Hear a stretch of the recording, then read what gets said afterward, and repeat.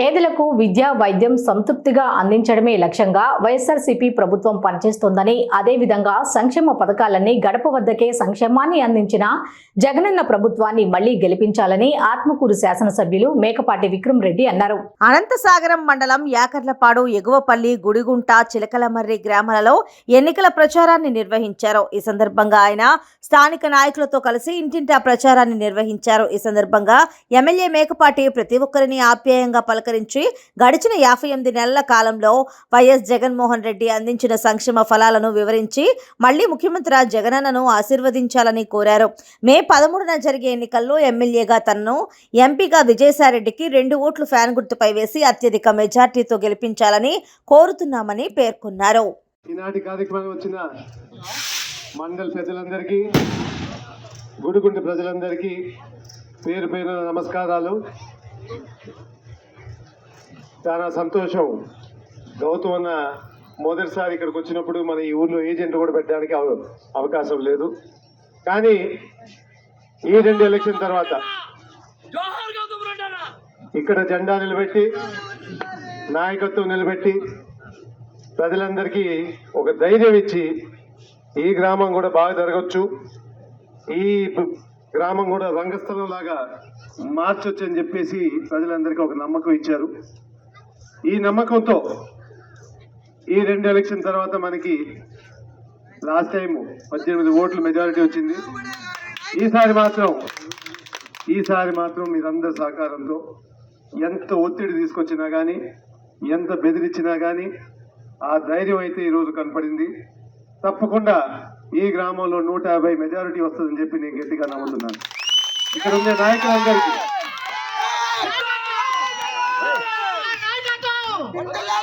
మన జగనన్న భరోసా మీ అందరితో ఉంది. ఏమైనా తగ్గించి ఈ గ్రామానికి ఇంకా మంచి చేయాలని చెప్పి దాదాపు 5 సంవత్సరాల్లో ఏం జరిగిందో మీ అందరికీ ఒకసారి తెలియపరచాలి. ఈ 5 సంవత్సరాల్లో మన గ్రామానికి పంపించిన నిధులు, అంటే రకరకాల పథకాలు పెట్టి పంపించిన నిధులు 6,47,00,000. 6,47,00,000 పెట్టి మిగతా రోడ్లకు కానీ, అభివృద్ధి పనులకు కానీ దాదాపు 55 లక్షలు ఖర్చు పెట్టడం జరిగింది. రెవెన్యూ పరిధిలో ఈ ఒక్క పంచాయతీలో దాదాపు 245 మందికి చుక్కల భూమి 502 ఎకరాలు 502 ఎకరాలు వాళ్ళ చేతిలో పెట్టడం జరిగింది. అంటే ఒక 10 లక్షలు వేసుకున్నా కానీ, అంటే ఆస్తి 50 కోట్లు ఈ గ్రామంలో మళ్ళీ ప్రజల చేతిలో పెట్టడం జరిగింది. నిధులు దాదాపు 8 కోట్లు, ఆస్తి దాదాపు 50 కోట్లు. ఈ ఒక్క గ్రామానికే ఈ 5 సంవత్సరాల్లో జరిగిందంటే ఎంత మేలు జరిగిందో మీరందరూ గమనించాలి. ఆ చంద్రబాబు గారి హయాంలో ఈ గ్రామానికి వచ్చింది 43 లక్షల రూపాయలు. 43 లక్షలు కేవలం ఈ గ్రామానికి వచ్చింది. ఈ 5 సంవత్సరాల్లో జగనన్న ప్రభుత్వంలో 8 కోట్లు నిధులు, మళ్ళీ ఆస్తి రూపంగా దాదాపు 50 కోట్లు. అంటే మీరందరూ గమనించాలి, చాలా ముఖ్యమైన అంశం ఇది. ఈ 5 సంవత్సరాలు, వచ్చే 5 సంవత్సరాల్లో కూడా మీరందరూ కోరుకున్నట్టు ఈ గ్రామానికి ఇంకా ఏం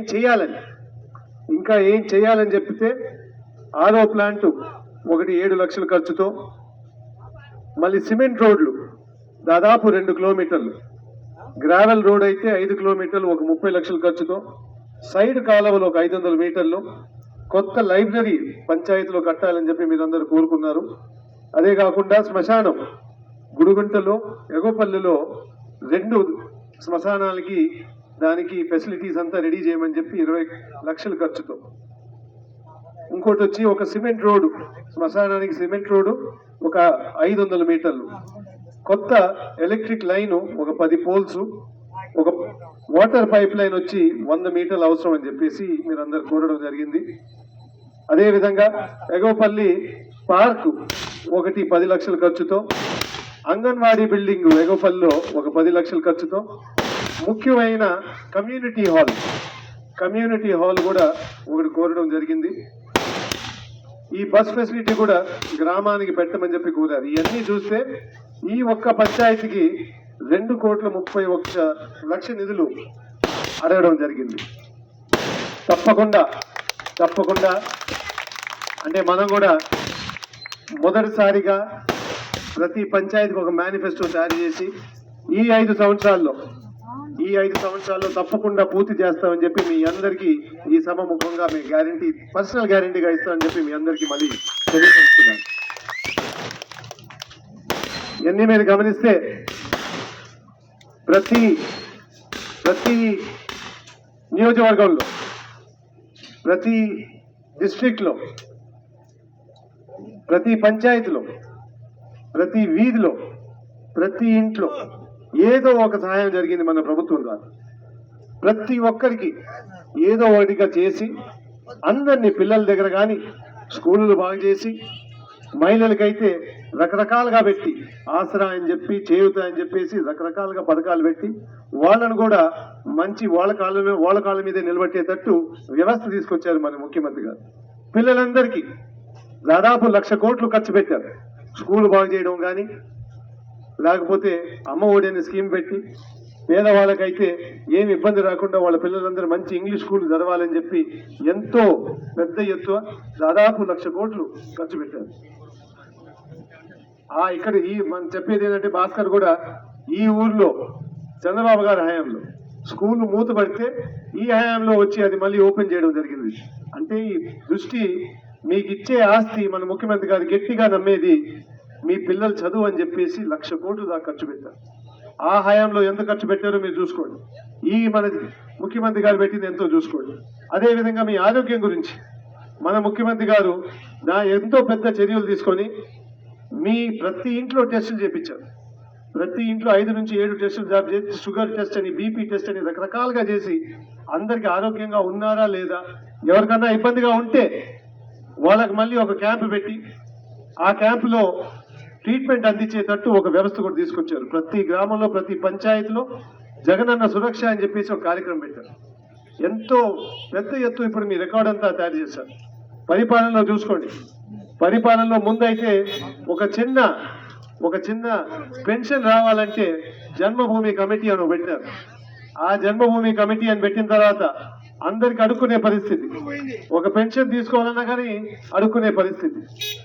ఈ ప్రభుత్వం వచ్చిన తర్వాత పరిపాలన ఏంటంటే, ఒక సచివాలయం పెట్టి, ఇంటింటికి ఒక వాలంటీర్ పెట్టి, ప్రతి ఒక్క సేవ ఇంటింటికి వచ్చేటట్టు ఎంతో పెద్ద ఎత్తున మన ముఖ్యమంత్రి గారు చేశారు.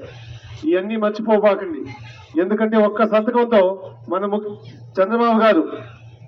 చంద్రబాబు గారు వాలంటీర్ వ్యవస్థను పక్కన పెట్టారు. ఎలక్షన్ కమిషన్కి రాసి ఈ 2 నెలల్లో వాళ్ళు సేవలు అందకూడదని, ఎందుకంటే మీ అందరికి కొంచెం బాగా జరిగితే మళ్ళీ జగనన్న గుర్తొస్తాడని ఎంతో భయంతో వాలంటీర్ వ్యవస్థని పక్కన పెట్టారు. మీరందరూ గమనించి మళ్ళీ మీ ఓటు అయిపోయేది చాలా ముఖ్యమైన ఓటు, పెద్ద తీర్పు అయిపోతుంది. మీకు వాలంటీర్ వ్యవస్థ కావాలా వద్దా? కావాలంటే మళ్ళీ జగనన్న కొనసాగాలి. మీకు వచ్చే పథకాలు కూడా ఎన్నో పథకాలు వస్తున్నాయి, కానీ ఒక్క సంతకంలో చంద్రబాబు గారు తీయడానికి ప్రయత్నిస్తున్నారు.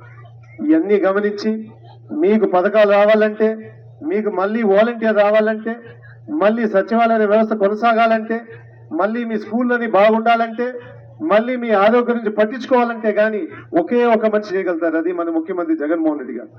రోజు చెప్తా ఉంటారు, మీరు ఒక్క సంతకంతో వాలంటీర్ని పక్కన పెట్టారు. ఎంత సులభంగా తీశారో మీరు గుర్తు చేసుకోండి.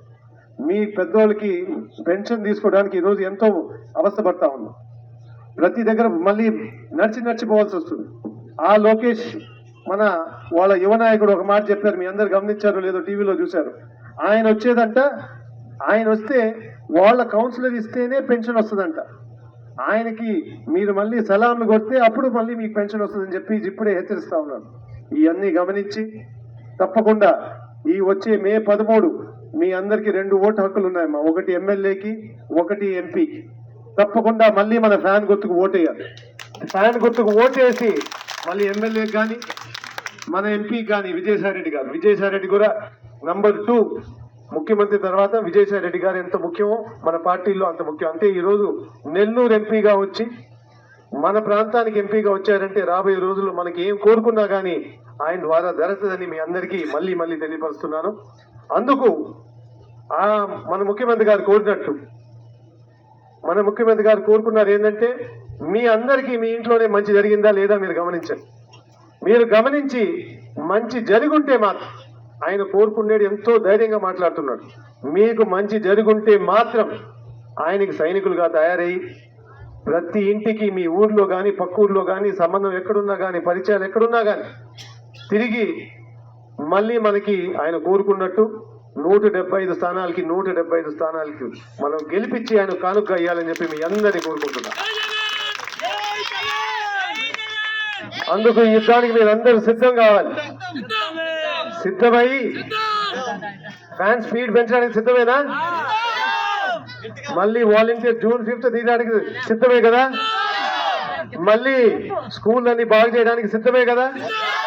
మళ్ళీ సీఎం జగన్మోహన్ రెడ్డి గారు సిద్ధం అవ్వాలి కదా? జై జగన్.